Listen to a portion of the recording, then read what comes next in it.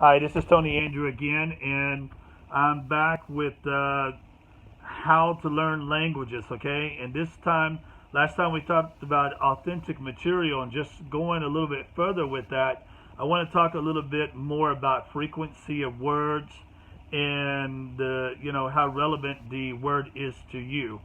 Now, frequency of words means that, for example, if I were to watch a movie or read a book, how often would I see words like car or house? How often would I see the word the or in? Or how often would I see the verb like am, are, or is? And how often would I see the word grasshopper? Or maybe a word like hospital, like I mentioned in my last video. Well, the point is that the more frequent a word appears, probably is the word that I need to learn first. I don't want to learn the vocabulary that is not very frequently used, because that's going to slow down my process of learning the language.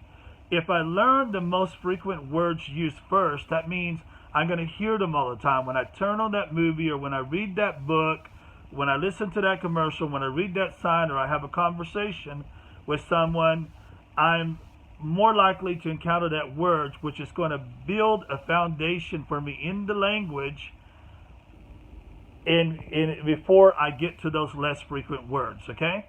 So learn the most frequent words first, okay? And then the second thing is how, it's not just frequency, but how relevant the word is to you. Like for a child, mama and dada are really important words, but might not be so important to you as an adult. It's not something you're saying 10 times a day, but it is something that the young children are saying very often. So if you look into like, why are you learning the language? What are your activities every day, so you can figure out what's really relevant to you. So if you're working as a nurse or a doctor or an engineer, well, some of that vocabulary is going to be words you want to learn first, because it's very relevant to what you're going to be using on a daily basis. If you're just for socializing, then maybe emotions and feelings are really something that's much more important from the very beginning. But you should learn the words that are most relevant to you and more frequent first, and that will make you learn Spanish, 4 or 5 times faster than what you were if you get in, start learning how to say pencil sharpener, notebook, hospital.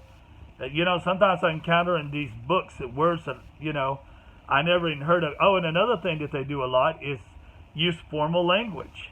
You open up Pimsleurs or whatever, it's like, I do say, could you tell me where the hospital's located?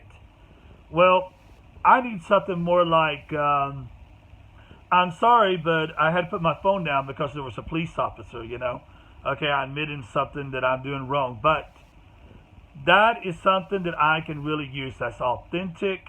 It's something that I will use more frequently. Asking somebody where the hospital is only relevant if I'm a tourist. And tourists usually are not looking to learn the language fluently. They're just trying to survive. So if you want to learn the language fluently, find authentic material. Focus on the most frequent words and the words that are more relevant to you. Thank you.